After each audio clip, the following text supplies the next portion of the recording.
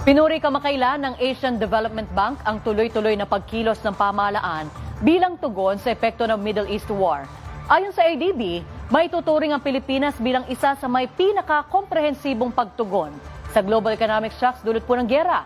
Kaugnay niyan makakausap natin ngayong hapon si DepDev Undersecretary Rosemary Edelion. Magandang hapon po, Yusek Edelion, and welcome po sa Tutok 13. Yes, magandang hapon naman, Ma'am Serena. Thank you so much for joining us this afternoon.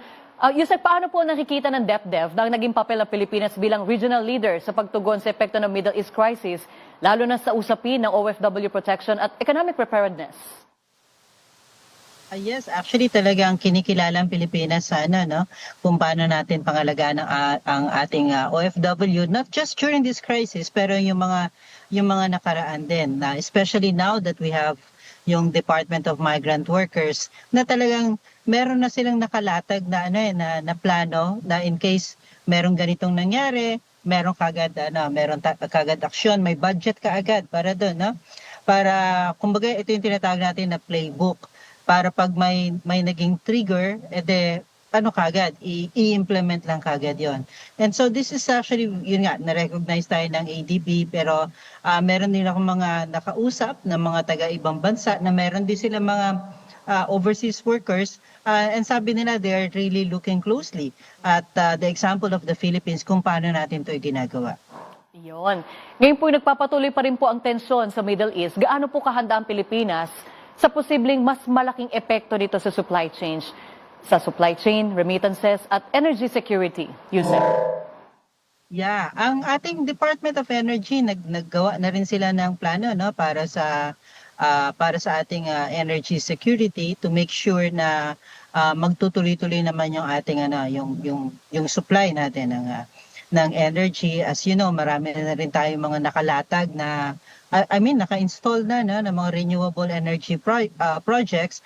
Kailangan na lang sila maging online, maging fully operational, tapos makonekta sa grid. So kasama to kasama rin to sa pagpaplano. And then of course, patuloy pa rin yung ating pakikipag-usap sa mga ibang bansa para mapunuan yung ating mga kailangan. And as you know as well, nabigyan na tayo ng safe passage, yung ating mga vessels that fly the Philippine flag, may safe passage tayo na ang mismong Iranian government ang nag-assure sa atin ito. Tapos hindi lang yung ships natin, pero yung ating mga Filipino seafarers. So kumbaga marami tayong ginagawa na paraan just to make sure na we have covered so many bases. Okay. Sa kabila po nitong global crisis at iba't ibang hamon na nasa paligid natin, may nakikita po ba ang DepDev na opportunities pa rin para sa Pilipinas, even pang matagalang opportunities, lalo na sa aspeto po yan ng regional cooperation at economic resilience? Oh yes, kasi ang nakikita natin dito, well, number one, with respect to tamang-tama nga tayo ang chair ngayon ng ASEAN, kailangan natin palakasin yung ating regional partnership dito para parang we always need to portray our region as a region of peace, a region of solidarity, especially economic cooperation, economic partnership, kailangan yun ang maiportray natin, at pag yun ang nakikita nila na ng mga ibang bansa at ang mga ibang investors, dahil na mga galing sa advanced economies, then this will be a very attractive place for them to invest in. So isa yan sa kailangan sa importanteng maiportray natin. And next, meron ding naman mga nagiging discussion in ASEAN regarding yung region natin na maging parang magkaroon din tayo ng leadership or magkaroon tayo ng niche sa mga sa usapin ng, let's say, ng AI, ng artificial intelligence, yung mga developments tungkol dito.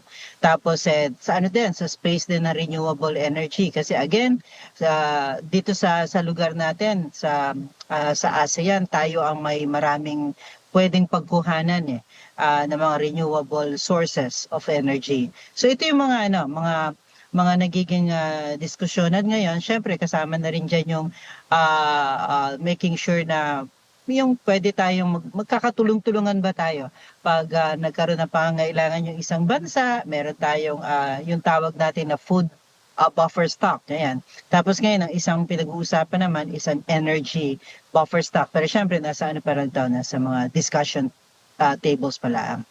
Alright. Maraming salamat po, DepDev Undersecretary Rosemary Edelion, sa inyo pong oras at serbisyo sa bayan. Maraming salamat din po.